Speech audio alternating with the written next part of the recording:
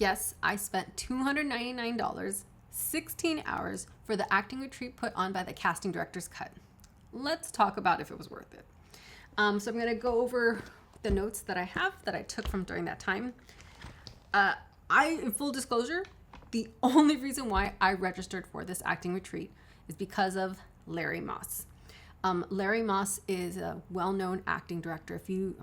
Well-known acting coach. If you haven't heard of him, look him up. He was suggested to me years ago as someone that I should take a workshop with. Ideally, like in person. He used to have like 3 or 5 days, but unfortunately he's not doing them anymore. And this is one of the few times that I'd seen him doing something outside of his own thing. And I figured this would be the closest chance I'd have to work with him. There is the opportunity after you sign up for the casting director's acting retreat, you can do a 1 or a 2 day package, or at least that's how it was for 2025. And then from there, if there's certain casting directors or classes that you wanted to work in, typically you pay, if I remember correctly, for each one, you would pay an additional amount in order to be considered. If you get chosen for that section, you get paid additional amount. All right, but let me first back up about the impact of this weekend, because I really think that the weekend had more potency for me because of what I did on Friday night. So on Friday night, I went and saw Sondheim's Old Friends. I used Today Tix. If you guys haven't heard of it, it's not available in all markets, but it's a way to get tickets to see plays, musicals, productions at a pretty discounted price, whether it's a rush ticket or you're winning the lottery. I do the rush tickets, and I paid $30 to see Sondheim's Old Friends. I got nosebleed seats, but since I'm an archer, I have binoculars, so I brought my binoculars with me. And I'm actually so glad I had nosebleeds instead of orchestra, because if I was pretty close, I never would have brought my binoculars. Even if I wasn't, because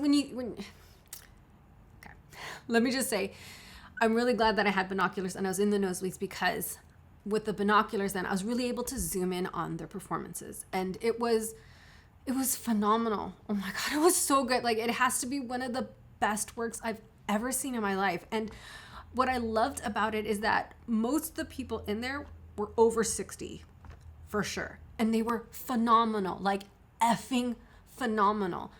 And this is why you need to go see productions, good or bad, but especially the good. Even if you don't, like, I had no idea it was going to be this good, but because it changes your mentality of what's possible. And these, oh my God, again, these actors were so good. Sometimes they would just be on stage just singing. There wasn't even like all this dancing or movement, just there singing, emoting, and it was brilliance.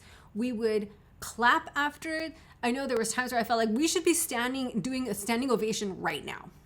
Right now, we should be doing a standing ovation. It was so good. And again, I just love seeing that these actors, most of them were over 60, and it was effing phenomenal. So good. So having seen something of that caliber the night before really changed my mindset going into this. And if anything, I think it just made me be more fertile ground for what was going to come up. So with Larry Moss, again, the only reason why I registered for it, because I wanted the chance to work with him one-on-one. I was not selected, so I do intend to take one of his classes directly, because he is doing things. They are now just online. He doesn't seem to be doing anything in person, but I do want to work with him. So some of the takeaways that I got from him. So I'll go down through some of the notes that I have from each of the sessions. But again, Larry Moss is the only reason why I attended this or registered for this workshop. One of the things that he said is, you have to understand the writer's perspective. And so often, we get a script and we're just like, okay, let me just emote this. But it's not, you have to dig deeper. What is the writer's perspective? What is the writer trying to communicate here? When an excellent writer puts in punctuation, it's a deep friend. So basically, when there's a comma, use that comma. Now, it's different when we have, your dialogue and there's a period at the end of it. that's not necessarily a time to take the pause, because that's not how we speak in real life. We just keep going on a run on sentences. But when there's a comma, be mindful of it. And again, especially when it's a good writer. Unfortunately, as actors, we know not all the scripts we get are gems. But when it is a good writer, you definitely need to be mindful of it. And these, again, this is just some of the things that he said he was working with the groups. You need to read the great writers. And that's something that really impacted me, is that I needed to, I then went and I researched what are some of the great playwrights. That way I can start reading through their productions. We need to work on our acting every single day. I know I'm guilty of that. I don't do that. I should. I absolutely should. Like at least the tongue twisters or whatnot. I should be doing something every single day. And you should too. If your goal is excellence or making a lot of money or winning an Academy Award, whatever it is, we should be working on it every single day. Go to work. You have a gift to give us, so don't cheat yourself and don't cheat us. Again, I know for me, like I've been lazy and I don't work like I should. I just assume like, oh, it's just all gonna fall in place, or like, oh, I've got enough of it and I'll just skirt on by. But that's not the excellence that I saw that Friday night with Sondheim's Old Friends, right? If I still want to be a phenomenal actor, especially over 60, and being female, because let's be honest, right now, yes, things are changing and there's more diversity in roles, but still the majority of roles are written for white men in their 20s, okay? And even past that, there's less and less roles for women who are over 20. Once you start getting over 20, there's just less for you. It's just how it is. That's just the reality of it if you're gonna go the studio route. Now, if you're gonna do your own thing, that's something different. But you gotta work. You got to work really hard, especially if you want to have that studio spot, because there's only so many spots available. Let's see. Oh, he reads 4 monologues a day. I was like, really?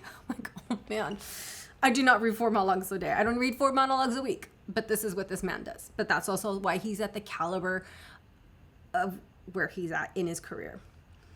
We need to respect the writers. Don't read it fast, especially your first time through. Just kind of just absorb it. Just let it come and hit you. But we need to respect the writers. And I think a lot of times as actors, well, it's also hard too, because we don't always get good scripts. So that's challenging. But I have to tell you this, he was really, he was hard on some people. There was someone who it was obvious that their first language is not English. And he would stop them and make them say it again. Like, oh no, you repeat that. Oh no, we need to, and over and over and over again. And here's the thing, like if we are acting in English, we need to have a good command of the language. That's one of my problems. Spanish is my first language, so I roll my R's in English. Like I say 3 instead of 3. There's certain vowel sounds that I just put together. Oh, ignore the helicopters. So there's just certain things that I'm just not going to say right because of my first language. So I have to work on it. I should be doing the tongue twisters every single day. So that way I'm not tripping over myself, or my R's are solid when I'm speaking English versus Spanish when they're free to roll. Yeah. And I could understand, like, for some people it would be challenging. Like if you're going to work with Larry Moss,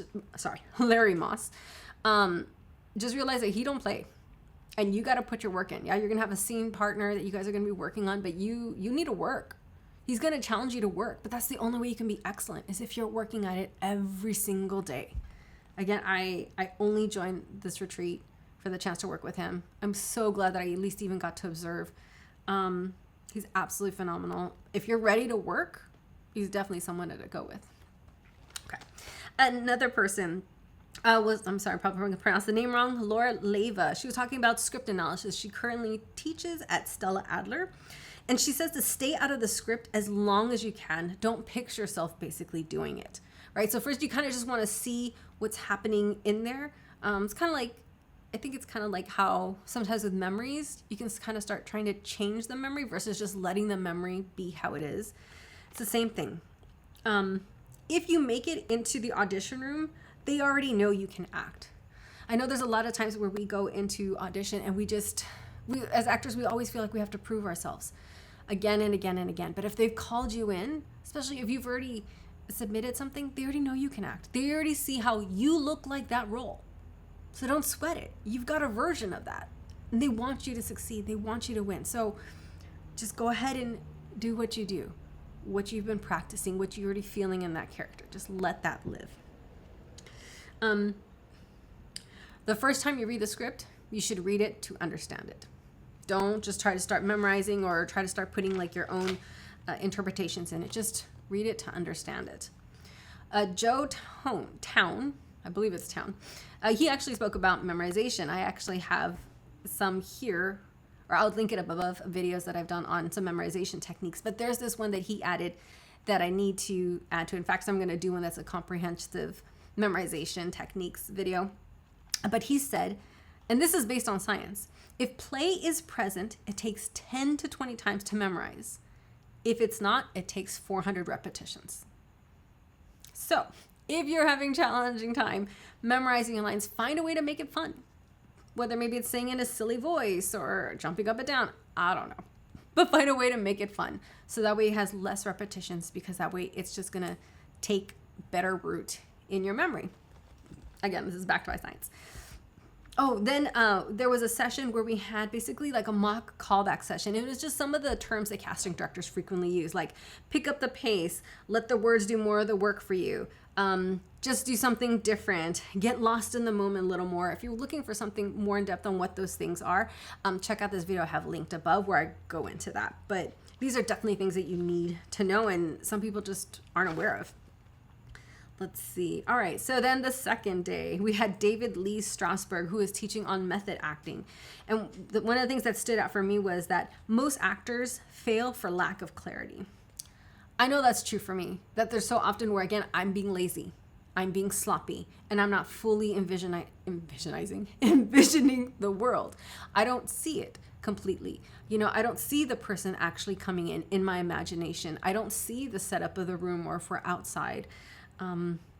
We need to be clear. We need to be specific in those things so that way we can be more involved in the world, because it's just going to come out. Ivana Chubbuck, one of the things that she said is we want to see the journey of a dynamic person. And I know sometimes that's really hard because we'll get an audition for just one line. But part of showing that dynamic journey is showing like what happened right before we say the line and our reaction right after we say it, right? It's that full journey, that full arc. Same thing too, if you get like something that's multiple scenes, they're giving you multiple scenes because there's going to be a change in the character and they definitely want to see that played out. So look for it. How is your character different from the first scene versus the ending? Oh, make the words necessary. Again, this is really hard, especially because we don't always get good scripts, but man, that's what makes you a good actor.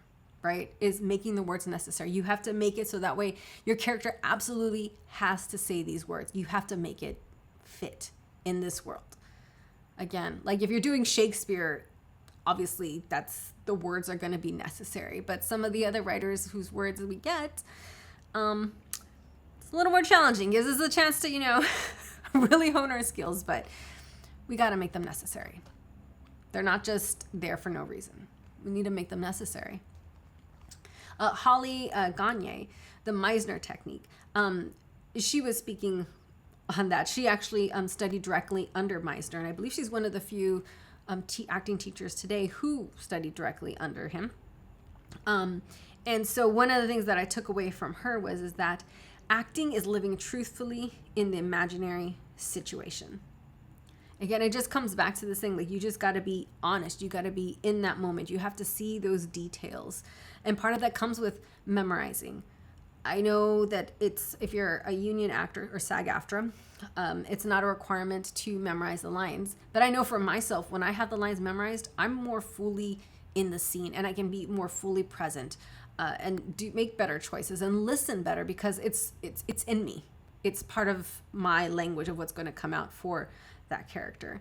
And also living truthfully in that comes back to other things like practicing every single day.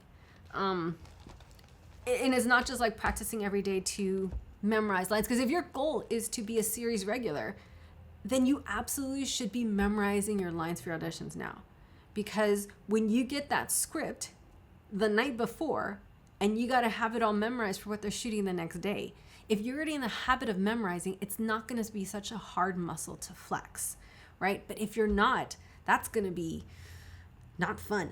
And depending on the kind of project you work on, it's possible that you may not even get the actual words of the script the night before. Instead, you'll get it when you step onto production that morning. There have been productions that pass because they've been so secretive over what they're doing that the night before, the actors get a script and it has like their name. So let's say it says Sarah and has XXXXXX. And each X represents a word. So the character who plays Sarah knows she has 7 words. And then it says Bob, XXX. Bob has 3 words. And then it goes back to Sarah. And that's all they'll get because it's so top secret. And then they get their script with the actual words when they show up to set the next day. So if you are not in if you're not in the habit of memorizing, that's going to be really challenging. Another thing too, to fully be present and live your character's life out, is to live life yourself. Don't be just stuck with acting.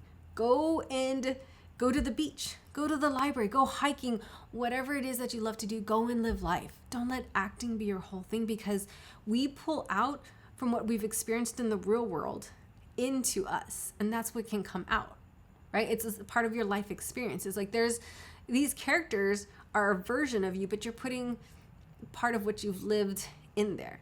Now, I'm not saying go be crazy and because you're going to play a drug addict, you go try heroin for the first time, okay? That's not what I'm talking about at all. But go live life. Go to the park. Go to the beach. Sunset, rollerblading, buy a puzzle and put it together. Go read books. Go live life. Go learn that musical instrument that you wanted to do, because all those different things become a part of you, and there's different ways that you can apply that to the characters that you're living. And it'll make your content that you're creating more interesting. So get out there. I absolutely would recommend the acting retreat from the casting directors. Again, it was much more in depth. This is just some of the notes that I pulled out. And I 1,000% recommend Larry Moss, even though I haven't taken one of his more, intimate or one of his direct classes, but just from the little bit that I saw, it was phenomenal, and I fully intend to take his classes in the near future. All right, get out there and create your own content.